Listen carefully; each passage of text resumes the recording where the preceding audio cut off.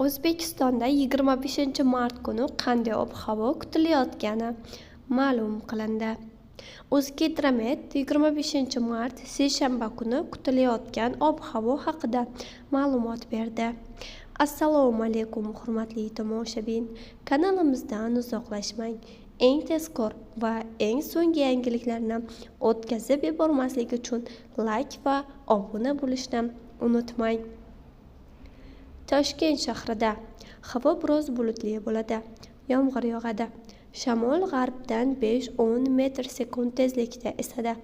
Harorat kechasi 6-8 daraja iliq, kunduzi 12-14 daraja iliq bo'ladi. Qoraqalpog'iston Respublikasi Xorazm viloyatida havo biroz bulutli bo'ladi. Ba'zi joylarda yomg'ir yog'adi. Shamol g'arbdan 7-12 metr/sekund tezlikda esadi. Harorat kechasi 3-8 daraja iliq, kunduzi 8-13 daraja iliq bo'ladi. Buxoro va Navoiy viloyatlarida havo biroz bulutli bo'ladi. Ba'zi joylarda yomg'ir yog'adi. Shamol g'arbdan 7-12 metr/sekund tezlikda esadi. Harorat kechasi 5-10 daraja iliq, kunduzi 8-13 daraja iliq bo'ladi. Toshkent, Sirdaryo, Samarqand, Jizzax viloyatlarida havo biroz bulutli bo'ladi. Yomg'ir yog'adi.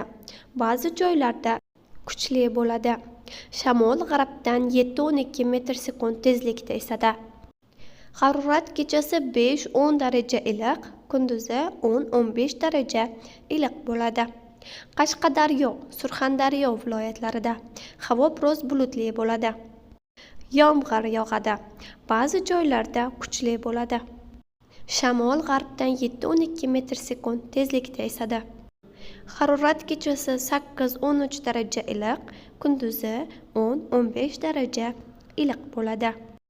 Andijon, Namangan, Farg'ona viloyatlarida havo biroz bulutli bo'ladi.